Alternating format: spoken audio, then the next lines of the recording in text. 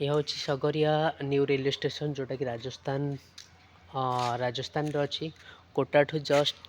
3 kilometre दूर हम सगरिया railway station जोटा कि नुआ इनोग्रेसन होती। चलते आम देखी ना प्रबल जोरे शीत हो टेम्परेचर बर्तमान ए 8 डिग्री अच्छी जोटा कि बहुत जोर ठंडा लगुच मत ये मत छाड़देले शायद आउ सेमती कहीं नहांती मुझे भावुँ। ये हूँ से नुआ रेलवे स्टेशन कि छाप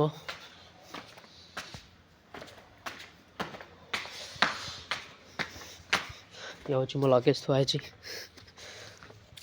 दुईटा बैग गोटे बैग जोटा कि मोर इम्पोर्टाट जिनस अच्छे लैपटॉप मोबाइल दुईटा लैपटॉप अच्छी ये हूँ मोर 3टा बैग हूँ नुआ रेलवे स्टेशन सगरियार जोटा कि आपने देखिपे बहुत बढ़िया लगुच देखापी कारण राजस्थान कल्चर और ट्रेडिशनल सब बेले ही बेटर थाए अन्य राज्य तुलना अनुसार राजस्थान को जिते आम देखू तो आमको किसी न्यू लगी था कारण हूँ कि राजस्थान जो चित्रकला अच्छी कि तार जो माने राजा टाइम जो टाइप कारुकाज अच्छी तो से सब जिन आप देखिपारे देखो हाथी और यहाँ हूँ प्लेट जोटा कि डिस्प्ले ये हूँ से